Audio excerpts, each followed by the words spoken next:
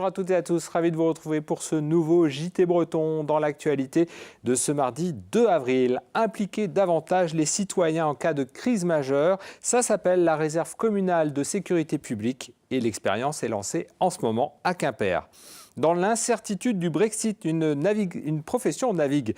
En pleine incertitude, ce sont les marins-pêcheurs. Ils ont reçu la visite du président de la Commission des pêches au Parlement européen ce mardi à Erquy. Et puis dans le Morbihan, une activité insolite, un hôtel pour chats. Le concept est déjà installé dans d'autres pays, mais tente sa chance cette fois en Bretagne. Impliquer davantage les citoyens dans la vie de la cité, ça s'appelle aussi l'engagement aux côtés des agents municipaux en cas de coup dur. À Quimper, ce lundi, 7 habitants ont découvert comment organiser l'intendance des secours en cas de catastrophe naturelle ou de crise majeure. Tara Lagoutte a suivi cette formation de la réserve communale de sécurité publique. Le geste est encore un peu hésitant, mais il deviendra bientôt un réflexe pour ces réservistes. Comme ils sont neufs, les toiles... les toiles sont très dures, très rigides. Donc on a du mal à mettre la dernière barre. Sinon, ça se fait facilement. C'est quelque chose qui sont faciles à monter. Depuis mi-mars, ces 7 bénévoles se tiennent prêts à donner de leur temps pour seconder les équipes municipales ou les secours. Par exemple, en cas d'inondation, comme c'est souvent le cas à Quimper, leur rôle sera de monter des hébergements d'urgence ou de communiquer avec les victimes. Parmi eux, beaucoup sont déjà bénévoles pour le SAMU social ou à la Croix-Rouge, comme Fabienne. Si on a des personnes qui viennent nous secourir, on est content de trouver des personnes vers qui se réfugier. Donc voilà. Donc j'aimerais bien, moi, de mon côté, s'il m'arrivait quelque chose, avoir des gens qui viennent m'aider. On fait un petit inventaire en fait, de tout le matériel qu'on aura besoin d'utiliser lors de sorties et puis de connaître un petit peu tout ce qu'on aura besoin d'utiliser comme matériel. Des lits de camp, mais aussi des stocks de nourriture. En principe, les bénévoles pourront être appelés 24 heures sur 24, mais pas besoin d'être retraités ou d'avoir beaucoup de temps libre pour postuler. Tous les profils sont recherchés.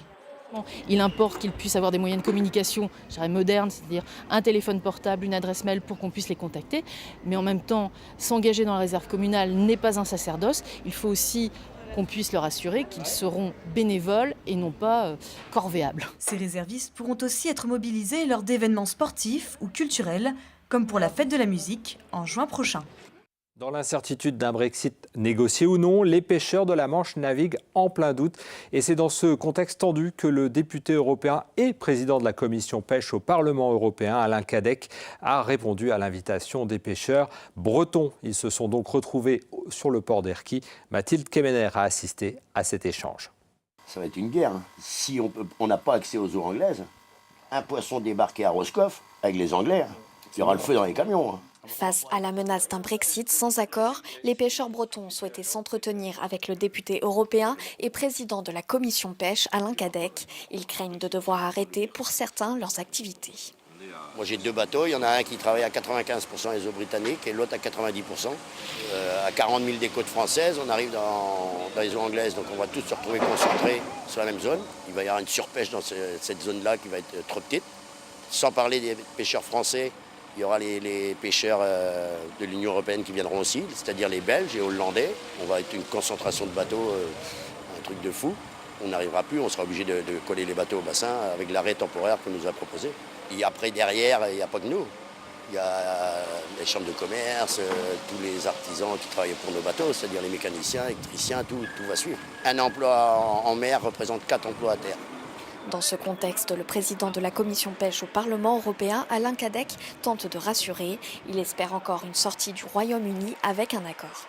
On a prévu des mesures d'urgence en matière financière à travers le FEAMP, le Fonds européen des affaires maritimes et de la pêche. Ça permettra d'indemniser les pêcheurs, mais sur une courte durée. Donc ce n'est pas une solution. La solution durable, c'est qu'on trouve un accord avec les Britanniques. Même avec un accord à minima, on aura une période de transition jusqu'à fin 2020. Donc ça permettra de préparer les futures relations avec le Royaume-Uni pour les années à venir. L'Union européenne a accordé au Royaume-Uni un report du Brexit jusqu'au 12 avril, nouvelle date butoir pour trouver une solution et éviter le no-deal.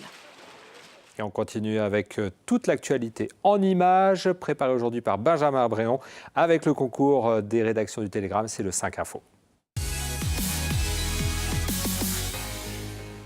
L'accident avait eu lieu en février 2018 à Plougoumelen, entre Vannes et Auray, dans le Morbihan. Le camion d'un chauffeur-livreur de 38 ans avait violemment heurté un bus arrêté sur la bande d'arrêt d'urgence et une collégienne de 15 ans, unique passagère du bus, avait été tuée, déclenchant une vague d'émotions. À l'issue d'un procès qui a tourné autour de l'utilisation ou non de son téléphone au volant, le chauffeur du camion a été condamné lundi soir à 1 an de prison ferme. Mobilisation contre le Celtic Interconnector, le câble électrique sous-marin devant relier la Bretagne à l'Irlande. 2 camps se font face. À l'ouest, la commune de Cléder, pour qui le choix de Crarzu, site remarquable et préservé, est rédhibitoire et qui souhaite voir le dit câble toucher terre à Portneuf, à la limite avec la commune voisine de Sibiril. À l'est, Sibiril donc, dont les habitants de Portneuf sont vent debout contre une telle éventualité et qui trouvent que les 2 sites cléderois seraient nettement plus indiqués. À 3 semaines de la clôture de la consultation du public, la pression monte. Décision attendue pour l'été prochain. Saint-Brieuc passe à la vitesse supérieure pour la vidéosurveillance ou vidéoprotection, comme on voudra. Le conseil municipal a acté ce lundi soir la mise en place d'un dispositif de 45 caméras au centre-ville. Les 11 existantes qui seront rénovées, l'intégration de 5 déjà en place dans des parkings et l'installation de 29 nouvelles. Les vifs débats n'y ont rien changé et le dispositif d'un montant de 750 000 € a été approuvé. Spectaculaire exercice antiterroriste ce mardi à l'Arena à Brest. Scénario, une tuerie de masse vient d'avoir lieu et il faut évacuer blessés et rescapés, joués cette fois par quelques 250 étudiants. Une centaine de pompiers, 80 policiers et 60 personnels du SAMU ont été mobilisés pour l'occasion. Et de 3000, le cap des 3000 fermes bio en Bretagne vient d'être franchi alors qu'elle n'était que 2730 il y a 1 an sur un peu plus de 30 000 exploitations. Cela représente un triplement du nombre de fermes bio en 10 ans et désormais les 3/4 des communes bretonnes en comptent au moins une. Ce mercredi, Emmanuel Macron sera à Saint-Brieuc pour les assises des maires bretons. Le président de la République fera face à plus d'1 millier de maires bretons. Et parmi ces élus, des femmes comme Gaëlle Berthevas, maire de la commune de Saint-Abraham, dans le Morbihan. Pour cet élu, la venue du président est plutôt un signe encourageant, même si elle relève les absences passées du chef de l'État. Elle l'a confié à Fanny Cocconnet. Emmanuel Macron s'est invité ce mercredi à Saint-Brieuc, donc aux assises des maires de Bretagne. Vous l'apercevez comment sa venue ? Alors moi je ne suis pas aux assises de Bretagne parce que M. Macron y est. J'étais inscrite avant l'annonce de sa venue. Voilà, je pense qu'il profite de ce rassemblement pour continuer son grand débat. Moi, je reste toujours sur le fait que M. Macron n'est pas venu se présenter à nous lors du congrès des maires à Paris.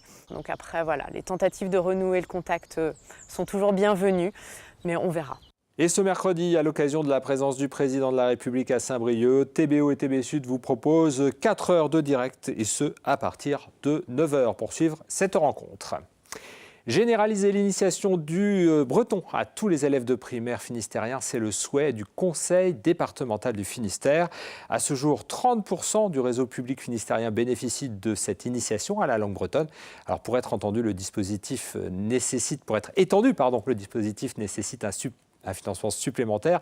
Le Finistère sollicite donc l'État, mais pas de réponse. Reportage à l'école Jacquard de Brest avec Sophie Lecroisier. Harry. 7500 élèves des écoles publiques finistériennes bénéficient chaque semaine d'une heure d'initiation au breton. Le but, dépoussiérer l'image de la langue. 4 associations agréées par l'inspection académique se partagent cette tâche dans 122 écoles maternelles et primaires du département. Je sais me présenter en breton, aussi je sais dire oui et bonjour. Je sais dire quelques animaux. C'est bien de découvrir des nouvelles langues, ensuite on apprend plus de choses. Depuis 2 ans, le conseil départemental espère un déploiement de l'initiation au breton. Mais cette évolution est bloquée par manque de moyens. Le département finance 50% du dispositif, la région soutient à hauteur de 17% et les communes injectent 33%, soit un total de 600 000 €. Et nous avons sollicité l'État par le biais d'une demande de rendez-vous conjointement avec la région auprès du ministre de l'Éducation nationale.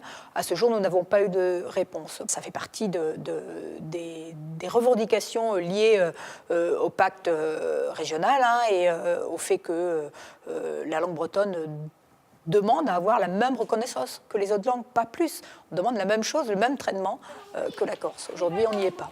Le dispositif est évalué tous les 2 ans par l'inspection académique. Elle ne constate pas d'augmentation forte des demandes des écoles pour bénéficier de cette offre pédagogique.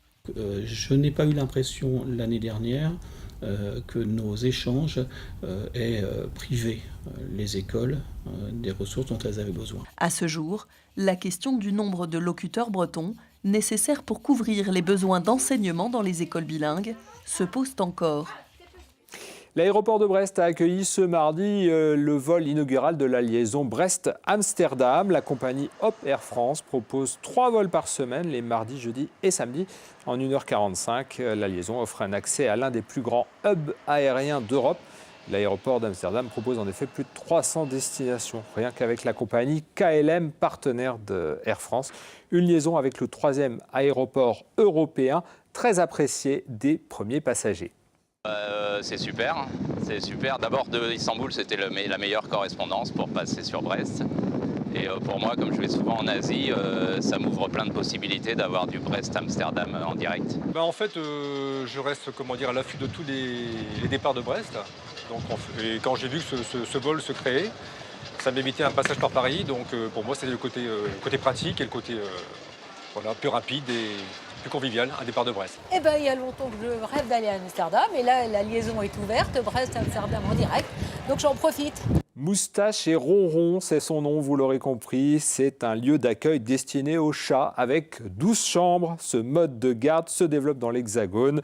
Alors, ce projet d'hôtel pour chats est porté par une assistante vétérinaire. C'est le premier du genre dans le département du Morbihan. Explication au micro de Karine Chevrolier.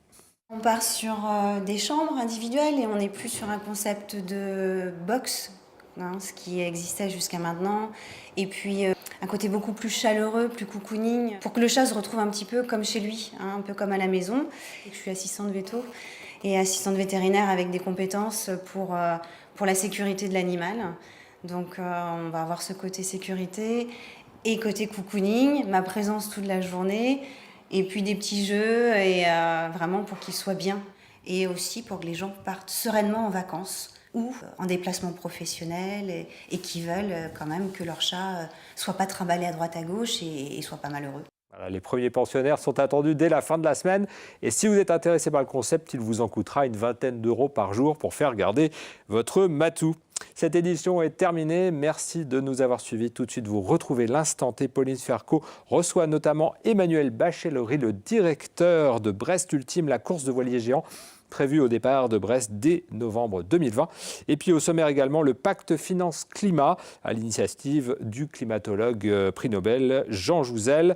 Et puis également l'interview d'Étienne Chaltillier, le réalisateur de Tanguy, le retour, la suite du premier film sorti en 2001. Pour notre part, on se retrouve à 19h demain pour un nouveau point sur l'information. Je vous souhaite une très belle soirée.